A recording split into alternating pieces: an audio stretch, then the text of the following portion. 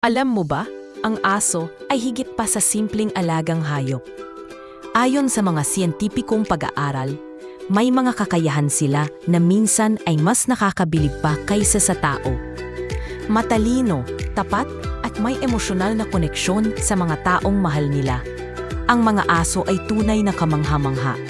Tara tuklasin natin ang mga nakakagulat na dog facts na suportado ng siyensya. Una, ayon sa research ng Psychological Science Journal, ang pang-amoy ng aso ay nasa 40 hanggang 50 times na mas malakas kaysa tao. Kaya nilang ma-detect ang sakit gaya ng cancer at diabetes sa pamamagitan lamang ng amoy.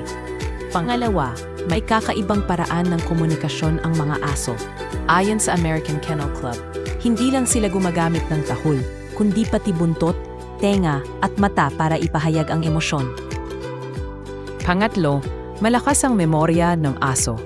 Batay sa pag-aaral ng Stockholm University, may tinatawag silang episodic-like memory, kaya nila maalala ang kanilang amo at mga pangyayari kahit lumipas ang maraming taon. Ang apat, mas matalas ang pandinig ng aso.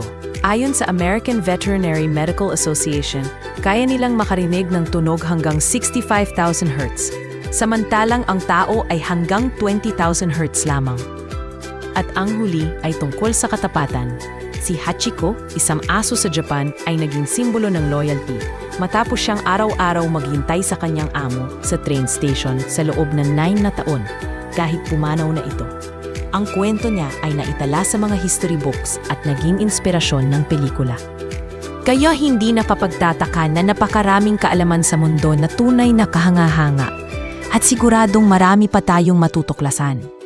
Kung nagustuhan mo ang video na ito, please like and follow para sa mas marami pang interesting facts at kaalaman.